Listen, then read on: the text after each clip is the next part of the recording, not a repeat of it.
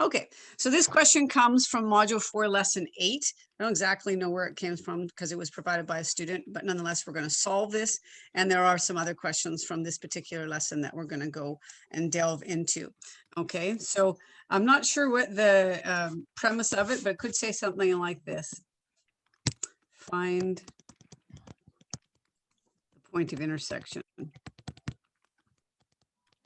could also say something like find the solution. I'm not sure exactly what it would say, but one of those. Okay, so find. So what we've got here is we've got two parabolas. Now we could grab our calculator out. Nothing wrong with having a little look at our calculator to see what's happening. But if we're asked to do it algebraically, because that's going to be the method that I'm going to choose to do, because that was what I was asked to look at. There are a variety of ways of doing it. I think the easiest way to do this is to realize that if y equals this and y equals this, both of these expressions have to equal each other. If they're going to, we're looking for where they intersect. So we're simply going to write 3x squared plus x minus 2 is equal to x squared plus 2x plus 1. And that's going to allow us to go find the x intercept or the x value and then circle around and come back and find the y value. So the best way, this is now just a quadratic equation. We're going to equal it to 0. So move all terms to one side.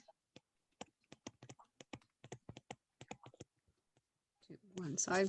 So that would give us 2x squared minus x minus 3 equals 0. Okay, so do some toiling around, see if you can get the factoring. I'll give you a second. And then if you know the factoring, you can certainly share it in the, you can come on the audio and share within the recording if you'd like, or you can just send me a quick little private message. I'll give you a second to do this.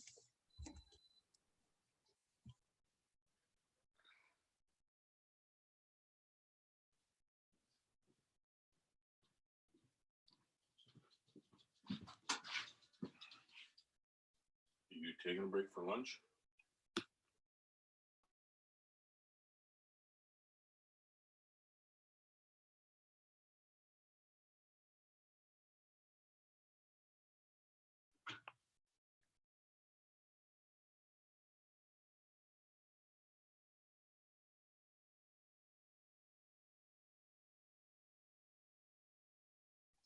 Okay, so I'll catch up in case you're having any issues with the factoring. So we're going to do it through trinomial decomposition, product and sum. We're looking for a product of -6. So if you have forgotten, it's term 1 times term 3. And the middle term is the sum number of -1. So you might be able to just do it by inspection. But if not, you write all the factors: 1 times 6, 2 times 3. Because we're trying for a negative product and a negative sum, the larger numbers are going to be negative. This goes to -5, which doesn't work, and this goes to -1, which does work. And so then we're going to finish doing the trinomial decomposition by breaking down the middle term. Make sure I did that right. Nope, -3x. Sorry about that. Group the first two together, get x plus 1. Group the last together, get x plus 1. Take the common factor of x plus 1 out, get 2x minus 3 equals 0. Okay, now we need to continue finding x. So we get x plus 1 equals 0, x equals -1. And then we get 2x minus 3 equals 0, 2x equals 3, x equals 3 over 2. So double check that. If there's any part of that that I went too quickly on, let me know. I don't mind circling back.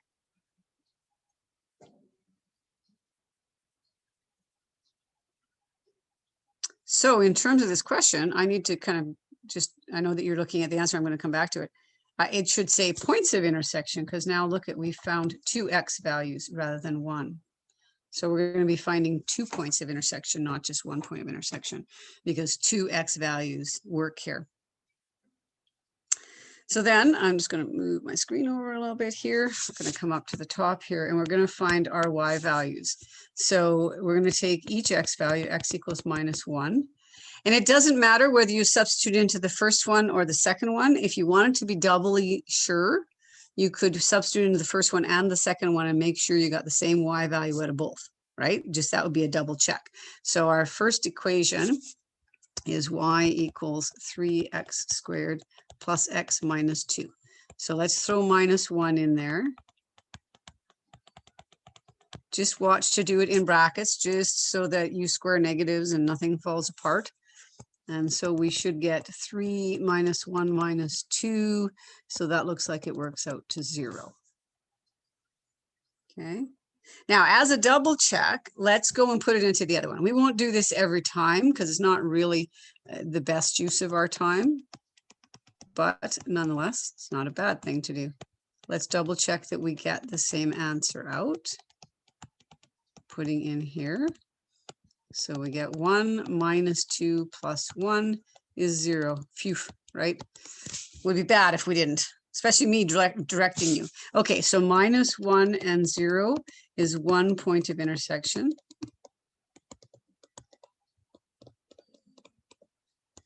Or 1 solution, whatever you want to state it. And then we go down and we do 3/2. I think the second statement's a little easy to deal with, so I'm actually going to go into the second statement of x squared plus 2x plus 1. So 3/2 squared plus 2 times 3/2 plus 1.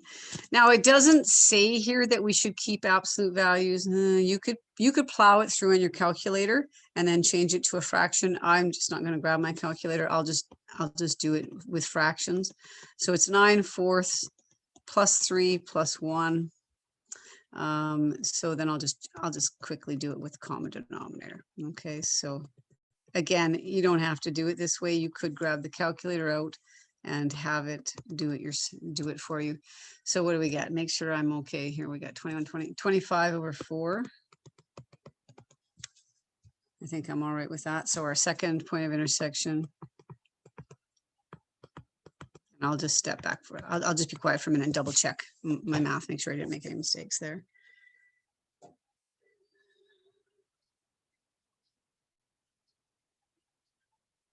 Looks good. Yeah, I think we're good. So then our last statement would be that 3/2, 25/4 is another point of intersection.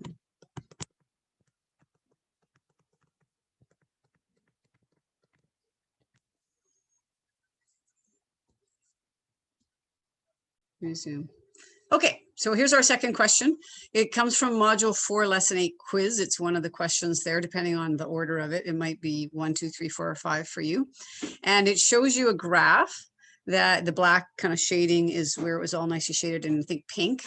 And then it gives you this parabola that's dotted in, and on the picture, it tells you your vertex is 3, 2, and the y-intercept is 20. It doesn't show the y-intercept because it's, way up there.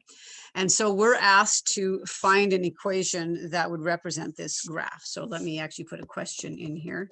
Find an inequality. Sorry, it would be an inequality to represent this graph. Okay, so first of all, we're going to sort of pretend we don't have any shading, and we're just going to find an equation of the parabola because that's the first thing that we need to put our efforts into, and then we'll figure out less than, greater than, all of that other stuff.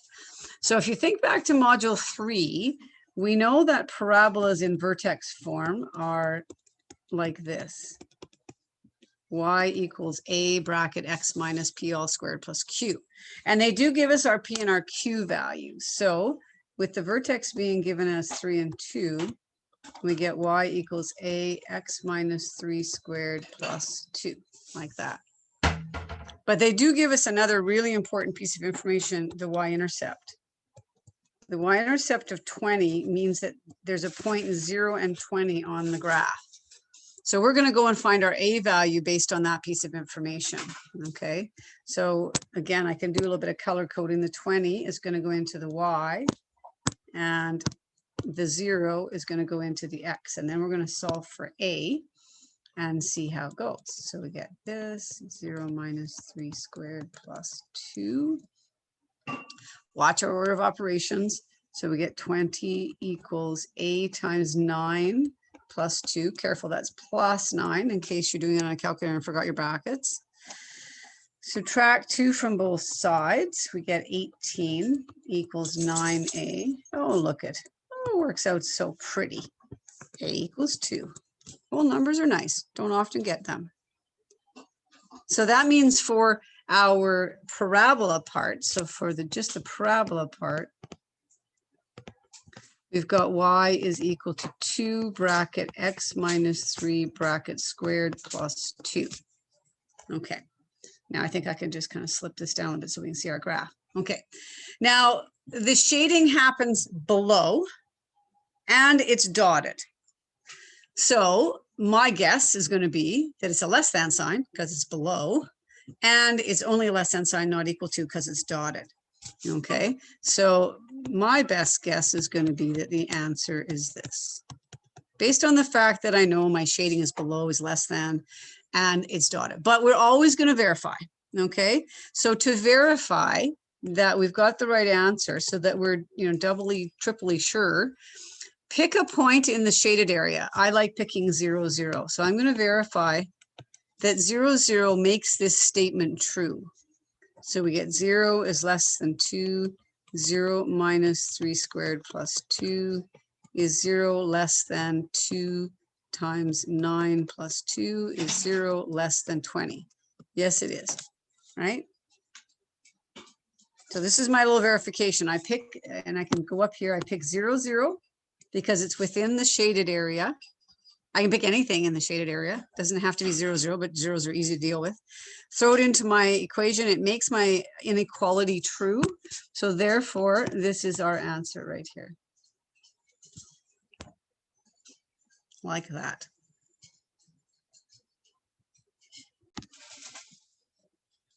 Okay, so the next thing that we're looking at is solving this inequality in one variable. It's a quadratic inequality. It says solve x squared minus 2x minus 8 is greater than or equal to 0. And we're going to do it in more than one way. We're going to start by doing it graphically, and then we'll look at another way, maybe even a couple of other different ways of going about and doing it. Okay, so grab your graphing calculators out, I would think, if you happen to have them handy. If you don't have to jump out and do it. But why don't we go and grab our calculator out? We will want to get it on, obviously, on paper, because that's the only way that you can hand it in to me if this was a question. So we're going to graph y equals x squared minus 2x minus 8. We're not going to worry about the greater than or equal to part right this second. So grab your calculator out, get it in there. I can quickly show on the recording what it looks like in case anyone is struggling at all with it. It's a pretty normal one. And we get a nice looking parabola that looks like that. Okay. So I will carefully get that kind of on the whiteboard so we have it to refer to rather than me holding this in front of my face. Okay. Something like this. It crosses here, 1, 2, 3, 4 here, and I'm not too worried about the too much else. So it looks approximately like that. Important parts of this one are actually just the x-intercept. So at -2 and 4. Now, does anyone want to tell me when we then take the graph that I've just got the parabola, and now we're going to look at the inequality. So I'm going to be moving the question to this, whoops, not y goes away. And now we're talking about x squared minus 2x minus 8 is greater than or equal to 0. What does this piece tell us graphically? Feel free to come on the audio or send me a little private message. And if you get it right, I can share that with the class. What does greater than or equal to mean? Greater than or equal to 0 mean in the context of this graphically?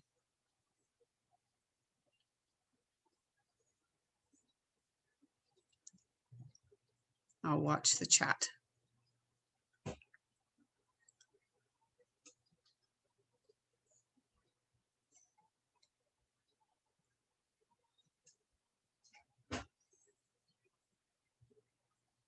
No one wants to jump in here. Oh, okay, no worries. I can jump in. That's what I paid the big bucks for, right? Okay, so greater than or equal to 0 when we're talking graphically means above the x-axis. So let's just make a little note, okay? Note. Greater than or equal to 0 graphically means above the x-axis. Basically, it means we're looking for where the graph is positive, okay?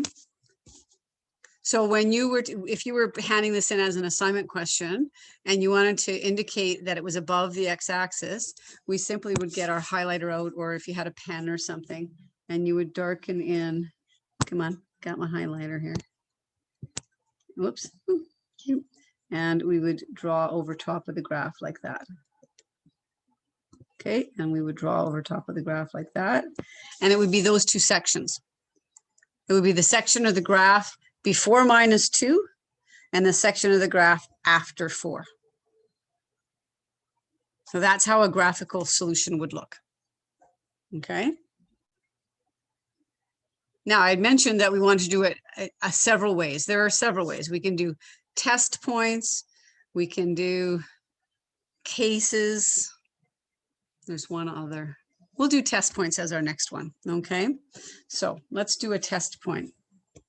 Whoops. Let's go back to my right pen. So number 2, we're going to solve, same thing. I'm not going to change the question. X squared minus 2x minus 8 is greater than or equal to 0 using test points. So let's do it that way. See how this goes. Okay.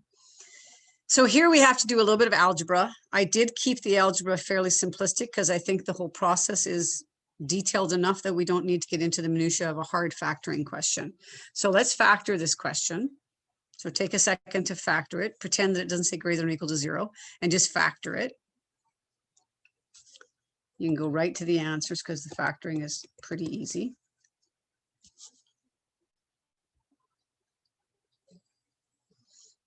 So you get x minus 4 and x plus 2. So we're going to note down the x-intercepts. So the x-intercepts here are x is equal to, I'll do it in order, minus 2, x equals 4. In order meaning from negative to positive. Okay.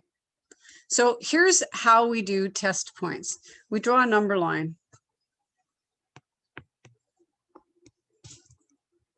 And along the number line, so I'm just going to draw 0, 1, 2, 3, 4. I'll go up to 5 and I'll go down to about -3.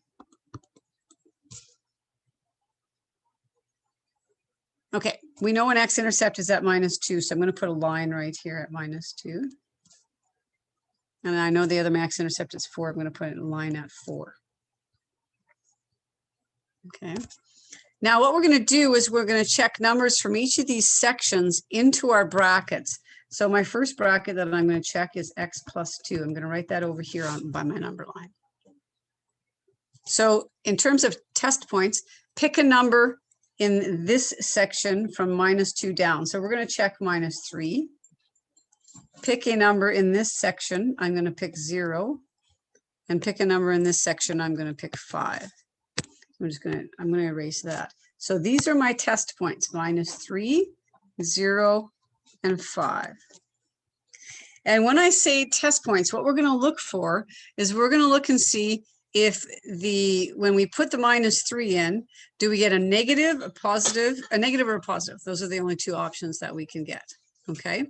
So put -3 into x plus 2. So this is what we're doing in our mind here. We're going -3 plus 2 is -1. So we put a negative there. Okay.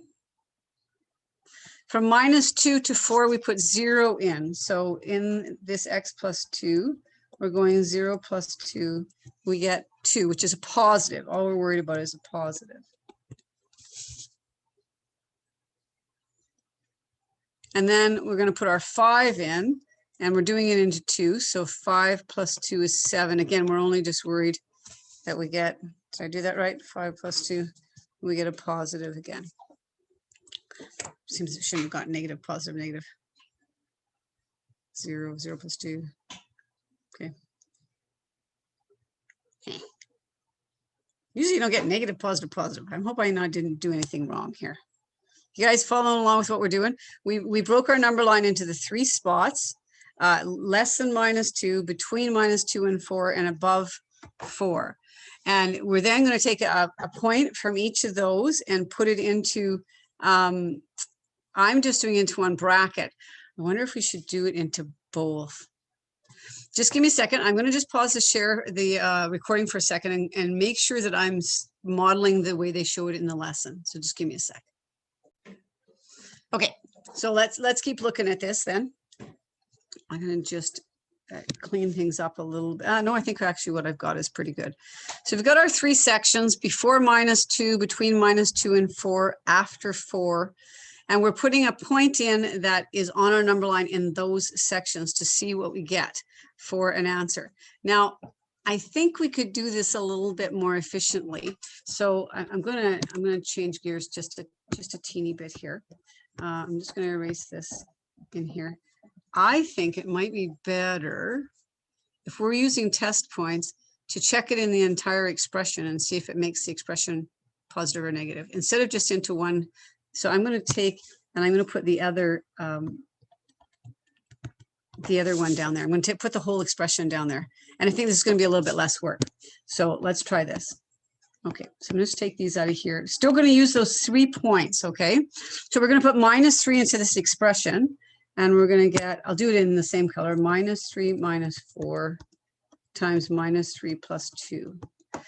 And we're not so worried about what the overall number is. We're worried about whether the overall number is positive or negative. So we get -7 times -1. We get +7. So in this section, our answer is positive. This would be less work. I like less work. Now we're going to put 0 into it. So we get 0 take away 4 is 0 plus 2, like I'm putting it into the whole expression. -4 times 2, we get -8. So we have a negative in this section. And then we're going to redo it one more time and put 5 in. 5 minus 4, 5 plus 2, that's 1 times 7, which is 7, which is a positive. Now, what are we looking for? Remember that we're looking for it to be greater than or equal to 0, which is positive. So this section here, I'll shade it in. And this section here is what we're looking for. Have a look at our graphical solution. Let me just page up to that. See how it was before -2, to the left of -2, and to the right of 4? And you see on our formula or on a number line, it's before -2 and after 5. Now we have to algebraically write this answer. So it's a little bit different than just graphically showing it on a grid. So here's the algebraic answer. X such that. This section is all numbers before -2. So it's X is less than or equal to -2. This section are all the numbers after 5. So we write, or X is greater than or equal to 5. X is a member of the real numbers. So that's how you write the answer algebraically for what we found out on the graph and what we found out using test points. So a couple of different ways of going about and doing that question there.